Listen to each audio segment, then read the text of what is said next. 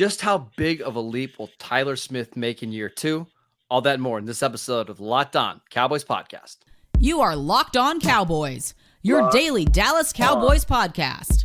Part of the Locked On Podcast Network, your team every day. Locked on Cowboys.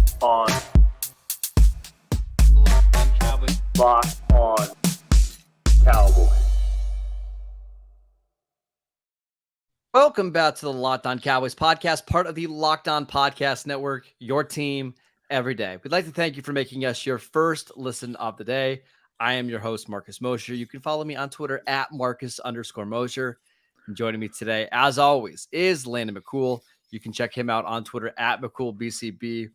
Landon, today we are talking about the Cowboys offensive tackle depth chart, kind of heading into the summer, getting you ready for training camp. I want to start with this because we're going to talk about Tyron Smith and Terence Steele and where we expect those guys to play and what they have left. Let's start with Tyler Smith. My question for you is, how big of a leap do you expect Tyler Smith to make in year 2?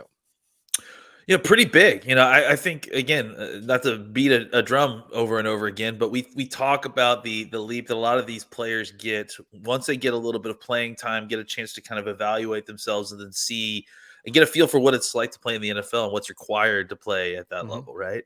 I think, this is the guy that is probably the most exposed as far as, first year on the field and getting the opportunity to be on the field in this group, right? I mean, he was obviously penciled in as a starter in one position all the way through training camp, and then kind of got wrote in pen into another position as the season started, and ended up playing a large number of snaps at tackle when he was kind of projected to be the starting guard. But I think no matter what, whether he plays guard to start out or plays a bunch of tackle this year, the experience of getting the opportunity just to see the speed of the game, to understand kind of how defenses are playing you.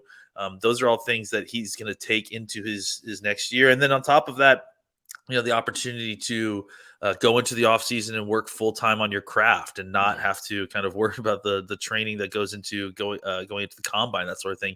Going to traveling, right? Like all the traveling to the different, facilities and meeting with the different teams. You just don't have to worry about that anymore. Yeah, and getting a chance to go work with probably someone like Duke and that sort of thing. So to really just kind of upgrade his levels, I just think that he has such a bright future. He's so young. He's so physically talented. Yeah. I think getting the kind of mental reps and learning the game the way you do through experience is going to really kind of help propel his skill set another level this year. And I was actually mentioning to you this pre-show, but I think at this point, it would be a major upset if Tyler Smith wasn't dramatically better. Like if he was only as good as he was last year or even just slightly better, I kind of think we would all be disappointed, right? Like I kind of think we're all factoring in, hey, he's going to make a major leap either at left tackle or left guard and be, I don't want to say a Pro Bowl caliber player, but an above average starter. I think that's the expectation among Cowboy fans. Would you agree? Yeah, I mean, I think that's what the hope is. I mean, he has, like we said, he has physical skills that make you think that he can certainly get there once his kind of consistency, his mental the part of his game has kind of caught up with the physical part of his game. So I don't see why a Pro Bowl isn't kind of in striking range for a guy like Tyler Smith, or at least be of that caliber, right? There's a lot of good offensive tackles in the NFC, but like being mentioned in the same breath as guys like Andrew Thomas and Christian Darrisaw and Brian O'Neill, like the names. Yeah, I mean, again, we all know what the Pro Bowl is, right? It's name recognition. And usually you don't get in until the year after you actually have a good year. Correct. But I think playing at the level that kind of gets you in the mentions of that, I think that's something that's certainly within the striking range of where Tyler is at this point in his career. Now, I will say, and we've talked about this a lot, but progression isn't linear. Like I think the Madden video games have made everybody believe that every single young player you draft is automatically going to get better and better every year. That just doesn't happen in the NFL. We know that. Having said that, offensive tackle is one of the positions that you can point to and say, man, look, year 1 traditionally is pretty rough, but by year 2, you see guys make major leaps. I think the best recent example of that was Andrew Thomas for the Giants, right? Yeah. Horrendous as a rookie. but by year 2 was a really solid player. And by year 3 was one of the best left tackles in the league. I'm looking at some data from PFF, and listen, I understand Pro Football Focus grades are not the end all be all. Listen, I'm an employee of them, and I get that, right? But there's been 10 offensive tackles drafted in 2021 and 2022, and of those 10 offensive tackles, 9 were significantly better according to their PFF grade in year 2. The only one that wasn't was Mekhi Becton for some other reasons, but we saw Penei Sewell get a lot better. We saw Jedrick Wills get better. We saw Tristan Wirfs go from a Pro Bowl player as a rookie to an all-pro player in year 2. Like, this is just kind of what happens with young offensive tackles. Yeah, and again, I mean, say what you want about PFF. I think this is the kind of thing that you can really get some good numbers on, because you're talking about mass trends and yes. You're kind of sifting through a lot of data. And I think it also matches what our eyes see. I mean, we've seen a couple of these first round offensive tackles get into the league and hold on with dear life their first season, and then all but assured that these guys are busts or just not as good as everyone expected to be. And then they come back year 2 and they play at the level that we kind of all anticipated them playing once they got into the NFL. So I just think, everyone's journey is different. Every position is different. And you're completely right that progression is not linear. But this does seem to be one position that, you're going to struggle. You're going to take your lumps up front because you're just facing a different type of athlete than what you faced in college. I mean, these guys are just the freaks of the freaks that you're playing out on the edge against for the most part. So it's not like it would be anything that's totally new for us. Like we saw down the stretch last year from week 12 to week 18, Tyler Smith was the 3rd highest graded offensive tackle in the league behind Lane Johnson and I believe Laramie Tunsil. Like, there was a stretch at the end of the year where he was playing his best football and he was playing as good as any other tackle in the league. So for him to make a big year 2 leap, all he has to do is kind of continue that consistent play that we saw down the stretch.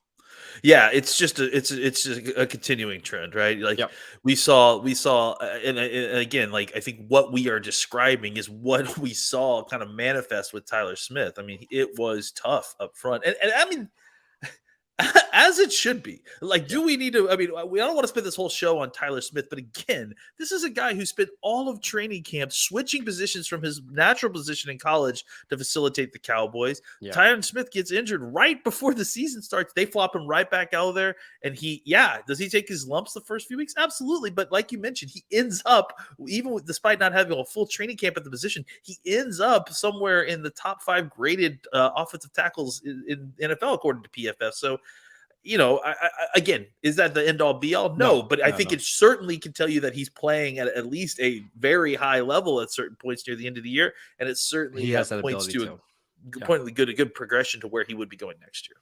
All right. We're going to talk about Tyron Smith in our next segment, but if you had to bet right now, and I wish FanDuel had these options. So the lineup, but how many snaps do you think he plays at offensive tackle this year? You can do it by percentage if you'd like to. At tackle versus guard. So let's go ahead and assume that he starts at guard, right? That's where they're heading. I think that's fair, right? So I would say he plays 40% of the snaps at tackle.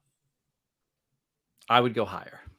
I think that's fair. I think that's a good number. I think that's a good number. Yeah, I'm hoping Tyron doesn't get hurt. I'm hoping it's fewer than that, but at the same time, it's not the worst thing in the world if Tyler Smith has to play a bunch of snaps at left tackle, right? Like that's your left tackle of the future. It's not. I mean, again, getting him as many snaps as possible, not a terrible thing. Landon, let's talk about the Cowboys. Maybe future left tackle, or I guess current left tackle, Tyron Smith, next. This episode is brought to you by FanDuel. Baseball season is in full swing, and there is no better place to get in on the action than FanDuel, America's #1 sportsbook. Because right now, new customers get a no-sweat first bet up to $1,000. That is up to $1,000 back in bonus bets if your first bet doesn't win. Just go to FanDuel.com/lockedon to join today. You can bet on all Major League Baseball stuff. We've also got NFL futures. We've got golf bets that are up there right now. There's UFC, there's boxing, anything you can imagine. FanDuel has the lines. So don't miss out on your chance to snag a no sweat first bet up to $1,000 when you join FanDuel today. Just go to FanDuel.com/lockedon to sign up. FanDuel, the official partner of Major League Baseball. All right, we are back talking about the Dallas Cowboys offensive tackles heading into the 2023 season. Landon, let's talk about Tyron Smith, who the Cowboys reworked a deal within this offseason, which is basically a very incentive-laden deal for Tyron, which is the more he plays, the more money he makes. Basically, it's like $1 million for every game that he's active. What do you think Tyron has left at this point in his career? I think it's really hard to know, honestly. I think, everything that we've seen on Tyron, is based on him playing right tackle last year, which I think he did more than fine at certain points, but it also was, again, not the position or even the side of the field that he was training all off season to kind of play. And the decision to move him over to right tackle was, last minute, I would say, as far as, the kind of, they almost didn't have any options, right? Yeah. So I think it's tough to know exactly what he has in place because we didn't see him play a ton of left tackle last year. Actually, we didn't see him play any left tackle. Not a single snap. Nope. So I think we've seen him play left tackle before. I've obviously watched him play for more than a decade at the position. I think but like I said, him playing all on the right side last year, coming off of an injury, and just another year of wear and tear on the body, it's just tough to know exactly what you're still getting out of him as a left tackle. I would say that it feels pretty obvious to me that he would still be playing at a level that if he were healthy, I have a hard time believing that anything other than him being the left tackle and Tyler being the left guard would be, the best combination, right? See, I don't think that's in question for me. I agree. I think that's their best combination. I think one of the things that I've seen, at least on Twitter or on Cowboy forums, is that I think people believe that Tyron's skills have diminished more than what we want to admit. Do you agree with that? Because I think there are people out there that right now that think that Tyler Smith could be a better left tackle in 2023 than Tyron Smith, just assuming both are healthy. I think that could be true. Eventually, I don't know that that's necessarily true today. I think it could be true, by some point during the season. But I also think that's. Tyler Smith is a young, talented tackle in this league, and who's ascending. So I don't know that that's necessarily a slight against. No, not Smith. at all. But I think there are people last year, or even last year, that thought that Tyron Smith at tackle is he's a very declining player who maybe you're getting an average tackle anymore. I disagree with that. I really like what I saw from him in the playoff game. I thought he was really good against the 49ers. I think that, look, there's a lot of context here, guys. He coming off an injury, playing a position he hadn't played in over a decade on a completely different side. We've gone into great detail to describe how difficult it is to kind of switch back and forth on the offensive line. And he did that. And did he struggle a little bit? I don't think anyone, let's put it this way. I don't think anyone would deny that Tyron Smith's best football was being played, the first few weeks he came back and played on the right side. Like I think if you're basing, it took him a few weeks to get there. Yeah, right? and I even think that by the end of the year he was in the playoff game. He struggled at times with Joey Bosa, but guys, or Nick Bosa. Nick Bosa, but it's Nick Bosa. It's watch the Tampa Bay game, the playoff game. Yeah, it was unbelievable in the Tampa Bay game. So I think that I think that there's a point to be made there. I think that there is an idea that he could have declined a bit, relative to where he was 2-3 years ago. But I also think that it's probably being overblown to a large degree because of the context of all the things we just mentioned. And I still think that if he's healthy, he's probably playing at a high enough level that there's just no doubt that you would want him as your starting left tackle. And that's the thing for me. Like if Tyron Smith is healthy, I want him playing left tackle. Yeah. Then I'll figure everything else out from there, because I know when he's playing, there's just not that many people on earth that have his combination of size, strength, and athleticism. Even at what is he, 33 years old now? I still want him playing left tackle just because of that. So I'm not worried about it. I still think it wouldn't shock me at all if he had a Pro Bowl caliber season at left tackle every single game that he played this year. Yeah, I mean, again, if he's healthy and he goes through a good routine through training camp, and he can ramp up to where we know he can be, it's about maintaining that level. It's never been about at least it hasn't been up until now, when he's been asked to do all these different things that he's never had to do before. But I think up until then, if you kind of just erase the right tackle stuff, and even again, I don't even think you need to, but I do think that it's not necessarily the best data point for how he's going to do on the left side.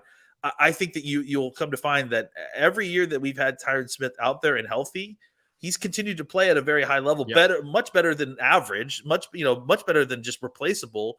And so, I think that you have a player that you should be deploying out there.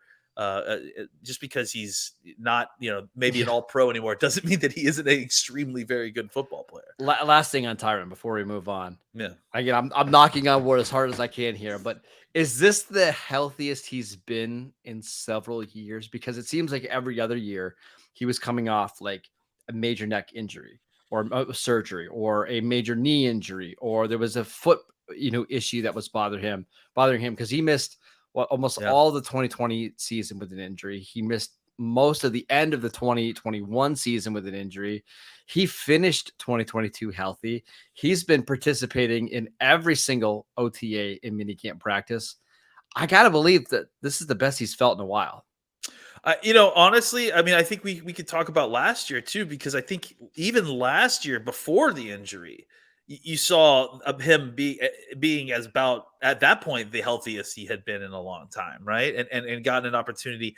And I think what you saw in training camp, and I think this is kind of getting lost because all we remember now is the injury and him laying on the turf in the Star, was that in Oxnard he was having a great camp, and looked healthy, it looked good. I tend to think that yes. Obviously he does suffer the injury and he's dealt with all that and he's come on the other end. But again, like you said, he finished the year healthy. He didn't have to miss or he's not having to deal with a surgery recovery or cleanup or any of that stuff. So the fact is that he's coming in healthy. He's playing the position that he knows again. And if he can get through all of this without, having any setbacks and have a clean training camp, that's, again, knock on all the wood around here. I think he will come into the season with the opportunity to be as healthy as he's been in a long time. I think that was what we were hoping for last year before he had, honestly, what could only be described as a total freak injury on the turf. So, yeah, I'm expecting Tyron to play well when he's out there. There's just no way that you can bet on him to play 17 games anymore. Yeah, but I do think going into training camp, this is probably the most optimistic I've felt about him in a long time, because he's not having some serious injury that he's having to kind of overcome. There's no nagging issue going on anymore. And go ahead. To put words on it, and I think we've been dancing around this more than saying it specifically, there's an opportunity that the replacement for Tyron Smith, if he goes down, is better than Tyron Smith. I think and I think that's something. I still think it's small though, to be honest. But the point is that I don't think that's a possibility that has ever come up before. Never. This is one of the first times that you feel like, oh, okay, the contingency plan, it may be as good and eventually better than what the original plan is, and I think that's what gives us a lot of confidence in this. All right, let's talk about the other offensive tackles on the roster, and including Terence Steele, who could start at right tackle, could start at left guard, could be on the bench. We'll get to that next.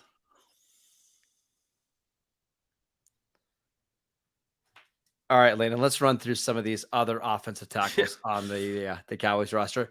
Terence Steele coming back from the injury. The Cowboys are being careful here. They're not rushing him, but are you just going to assume that he's going to be the week 1 starting right tackle?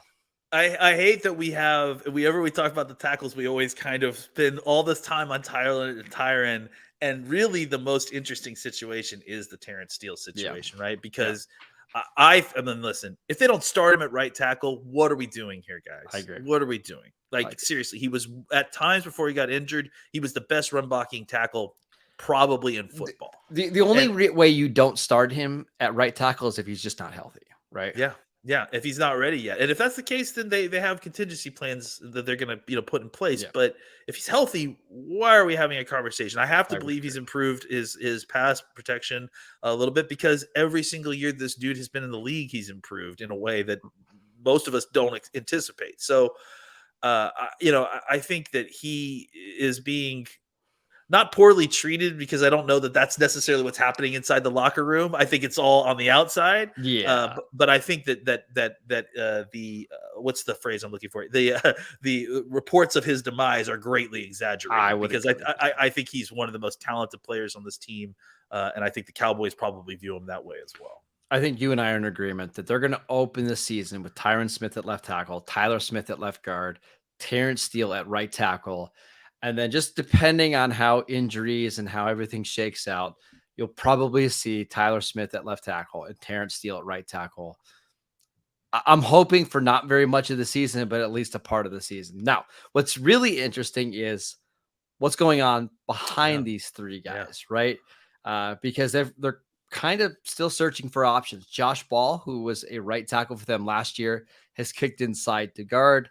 We'll see how that goes. I'm not very optimistic there. Let's go playing right tackle and left guard now, which I find fascinating.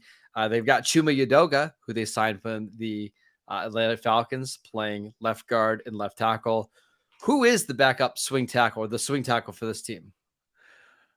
I think that the term swing tackle may be something that is kind of gone the way of the dodo at this point, yes. or at least on this team, right? Yeah.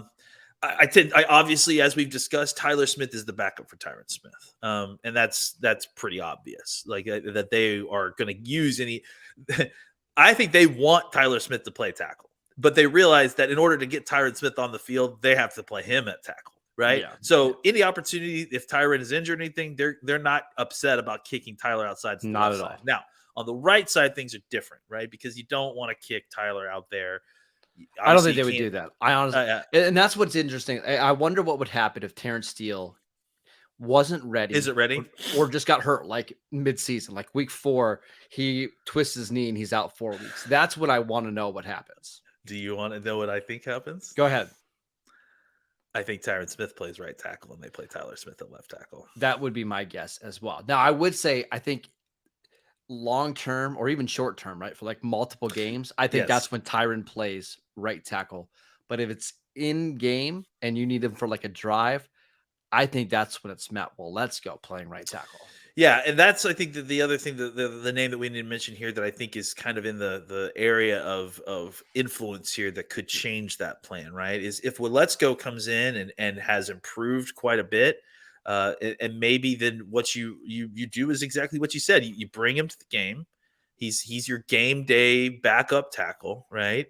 And if you can find a way to kind of keep everyone healthy, then you don't have to worry about it. But if something happens to Steele during the game, then you have the opportunity to put him in there if you have to, give him some experience. And then if it's a long-term injury and like you said, like, he's got an MCL or, a sprained knee or something, that's when you start looking at the more kind of contingency plans. You see what you've got and let's go in that game. If he performs well, hey, maybe you give him another opportunity to start the next game, but you also have a contingency plan in case you need to quickly pull him off stage with a cane because he's being booed by the audience. So I do think that, Let's Go is going to get opportunities to hang himself, right? To go out there and fail early if there's injuries. And I think that the same sort of situation will happen in training camp. If we get to Oxnard, Steele's not quite ready. I have to imagine that they'll play it safe with Steele. So there's a very good chance that Let's Go is going to get a lot of snaps. As he should. As he should. And I think, the same goes for I think the same goes for Asim as well. For Awesome, I'm sorry. I keep thinking it's Awesome Asim, but it's Richards. Yep. Awesome. Yeah, I think that Awesome will get an opportunity if they do kind of move Tyron around to the right side to kind of facilitate that. Maybe they do that a little bit in training camp to see if that's a fit for if Terence is not around. And then you probably will see Awesome get opportunities at left tackle or at left guard when they kick Tyler out. So it's going to be a lot of moving parts. And then Adogba obviously plays into this as well as part of the tackle. So, it could be anything from the swing tackle is, Tyron moves left to right, and then Tyler swings out, and then Adogba goes into left guard. It could be Adogba going to left tackle, Tyron going to right tackle. A lot of moving parts here, which is why you're seeing them all kind of rotate and practice all these positions, is because they ultimately truly do want to get the best 5. All right. 2 quick questions before we head out. We mentioned a lot of names right there, but we didn't mention some of the down roster guys, including Avante Collins, Earl Bostic Jr. from Kansas, who they signed. Anybody there really stand out as like a guy that you're excited to see during training camp and preseason? As far as immediately, look, we talked about Awesome. I think Bostic is a guy that is this year's let's go. Like, probably. I mean, he's just going to be a red shirt. He's just very, very raw. They need him to be on the practice squad all year long. I think TJ Bass is a guy that we've discussed before. He's more of an interior guy, I think. So we'll probably discuss him more tomorrow. Played at tackle though at Oregon. Yeah. I always the commenters always love when I mispronounce Northwest states. Your Northeastern accents. I also think that there's a couple other guys. There's Alex Taylor, who's a guy that they brought in, I think, halfway through the season last year. Kind of another guy that's sort of an upside play. He's got a nasty temperament, and he's got some athleticism to him. And then I think we've talked about the fact that Josh Ball will probably continue to get some looks at tackle. I would think at certain points we'll see Chuma Adoga get opportunities to play some snaps there as well. Though I think he will mostly be a guard. They're going to move a lot of these folks kind of around, and especially with the tackle position. They like playing those guys inside and out. There's definitely going to be a class of folks that we'll talk about tomorrow that are only interior folks. Yes. But I for all the tackles, it feels like you're going to probably at least take a couple snaps inside because they want to try all these tackles out of guard as well. Last thing, any interest in bringing Jason Peters back, or is that kind of gone now that you brought back Tyron Smith? Oh, no, I think he's still in the Rolodex. I just don't think that there's any interest in that right now. What happens is that neither is he. I can guarantee it. Yeah, I think they probably comes out as, hey, are you still in enough shape that you can get into shape when we need you? Like, just like a kind of phone call situation, just to kind of keep tabs with them, and then just a break glass in case of emergency. So I think that's what kind of gives you a little bit more confidence. I think that's the in the situation right? overall. Yeah, exactly. Yeah, and I think the Cowboys know he's not a long-term solution. When I mean long-term, like you're not going to start him all season long, but if you need to get through like 2 games with him at left tackle, you could do that. Steele's not ready for game. Now let's say this. Steele gets hurt week 5 or something. Like I said, short-term 2-week injury, 3-week injury. You get let's go out there. He doesn't perform the way you want to. I think you could have a decision to be made. Do we want to move Tyron Smith over, or do we sign Jason Peters to come in? And especially if you don't feel good about your guard depth, and you're just like, hey, Tyler Smith is finally settling into left guard. Let's just bring Peters in for 2 weeks, and then we'll reassess after the bye or whatever. Yeah, especially if it's like a longer than 1 game but short-term injury. Exactly. It would make a lot of sense to just bring him in and have him start for a couple games. All right, that is it for today's show. We want to thank you for making Locked On Cowboys your first listen of the day. Every dayers. On tomorrow's show, we're going to talk about the interior offensive line. What does Zach Martin have left? Is he still all-pro caliber player? Should the Cowboys sign Tyler Biadasz to a contract extension? Who's the favorite to start at left guard? If it's not Tyler Smith, we'll be discussing it all tomorrow, so make sure you tune in for that. Go follow our show on YouTube. We are free and available on all platforms. Follow Landon on Twitter at McCoolBCB. I'm at Marcus_Mosher. We'll see you right back here tomorrow.